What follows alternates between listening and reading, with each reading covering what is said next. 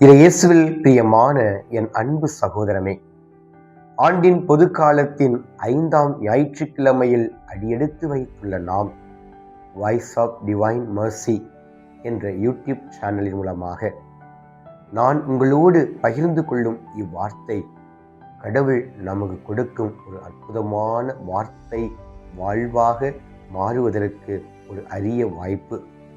இன்றைய முதல் வாசகத்திலே இறைவாக்கினர் எசையா அழகாச் சொல்கின்றார், எது உண்மையான நோன்பு?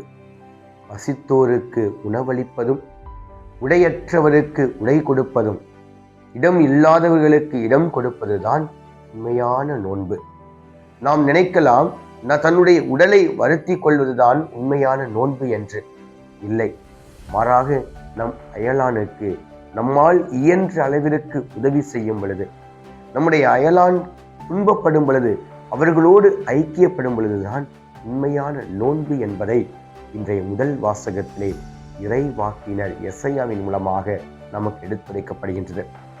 இன்றைய 2வது வாசகத்திலே 1 கொரிந்தியருக்கு எழுதியதைப் போல பவுலடிகளார், நான் உங்களிடம் போதிக்கும் பொழுது எந்த ஒரு ஞானத்தோடும் எந்த ஒரு அறிவோடும் போதிக்கவில்லை, மாறாக கடைக்கோடியில் உள்ள என்னையும் கடவுள் ஒரு உயர்ந்த ஒரு நிலைக்கு உயர்த்தியதைப் போல. ஏனென்றால் கடவுளை அறியாத நான் அறிந்த ஒவ்வொருவரையும் துன்பப்படுத்துவதற்காக அனுமதி பெற்று அளித்த நான், கடவுள் என்னையும் ஒரு கருவியாக பயன்படுத்தினார். ஆம், இது இயேசுவில் பிரியமானவர்களே, இந்த 2வது வாசகத்திலே பவுலடிகளார் அழகாக தன்னுடைய தாழ்ச்சியை எடுத்துரைக்கின்றார். ஒன்றுமில்லாத என்னையும் கடவுள் உயர்த்தியிருக்கின்றார் என்றால் உங்கள் ஒவ்வொருவரையும் உயர்த்துவார் என்ற ஆறுதலான வார்த்தையை நமக்கு எடுத்துரைக்கின்றார். இன்றைய நற்செய்தியிலே 2 விதமான உட்பொருட்களை, கருப்பொருட்களை நமக்கு ஆண்டவர் உவமையாக கொடுக்கின்றார். ஒன்று, நீங்கள் உலகிற்கு உப்பாக இருக்கிறீர்கள். அந்த உப்பு உவப்பற்று போனால் அங்கே தூக்கி எறியப்படும்.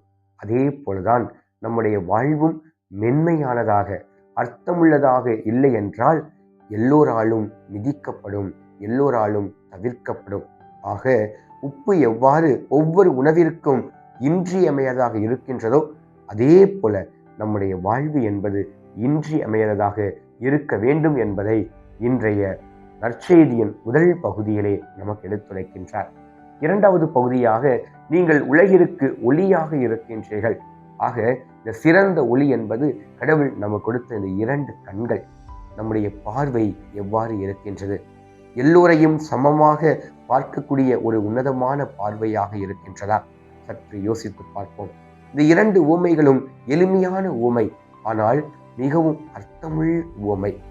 உப்பாக ஒளியாக இருப்பதற்குத்தான் நம் ஒவ்வொருவருக்குமே ஞானஸ்தானத்தின் மூலமாக ஜென்ம பாவம் அனைத்தும் கழுவ பெற்று ஒரு புதிய மனிதனாக வாழ்வதற்கு இறைவன் கொடுத்த அந்த வாய்ப்பை பயன்படுத்துவதற்காகத்தான் நாம் இன்று, நீங்கள் உலகிற்கு உப்பாக இருக்கிறீர்கள், உலகிற்கு ஒளியாக இருக்கிறீர்கள் என்று சொல்லி நம்முடைய வார்த்தைகளும் நம்முடைய செயல்களும் மற்றவர்களுக்கு ஒரு அர்த்தமுள்ள விதமாக மாற வேண்டும் என்பதை ஆண்டவர் இன்றைய நற்செய்தியின் மூலமாக எடுத்துரைக்கின்றார்.